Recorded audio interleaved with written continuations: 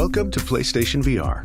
If you've already unboxed your PSVR, all these components are lying around your room.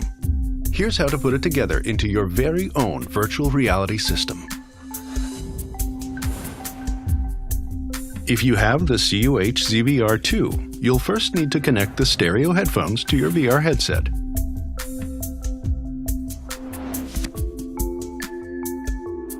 When you're not using your headphones, use the earpiece holders on your VR headset to store them out of the way. If you have the CUH ZVR1, the stereo headphones plug into the jack on the inline remote. Your own studio quality, noise cancelling, bass dropping headphones are fine too. No offense taken. You should already have a PlayStation camera connected to your PS4. And hopefully a PS4 connected to your TV. First step, disconnect the HDMI cable from the back of your PS4 and plug it into the back of the processor unit, leaving the other end plugged into the TV.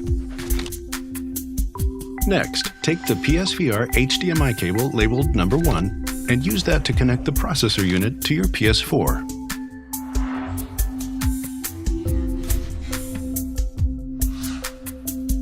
You'll also need to connect them with the USB cable labeled number 2 by plugging one end into the PS4 or PS4 Pro and the other end into the back of the processor unit.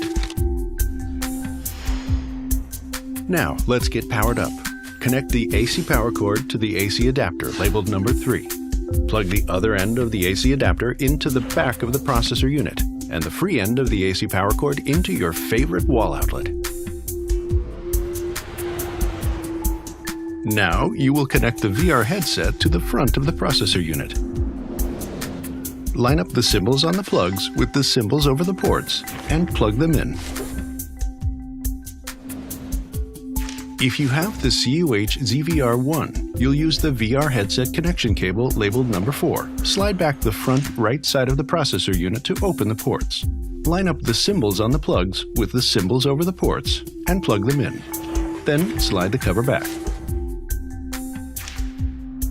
The other end plugs into the VR headset's cord labeled number 5. Make sure that the symbols line up here as well.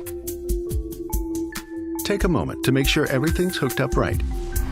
Okay, now let's turn on your TV, then your PS4, and PlayStation VR last.